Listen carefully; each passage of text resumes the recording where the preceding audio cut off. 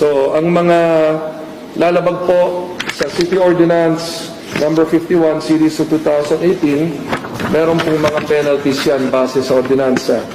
Hinihikayat ko po ang ating mga mamamayan na pumunta po sa aking opisina, lalong-lalo na yung mga naging biktima, no? Sapagkat mas gusto ko po na talagang pumunta sila rito at sila ang mag-file ng kaso direct po sa ating mga piskal upang yung revised penal code mismo ang magamit laban sa kanila kung saan mas malaki ang magiging parusa sa kanila, maaari silang makulong base sa kanilang mga ginawa.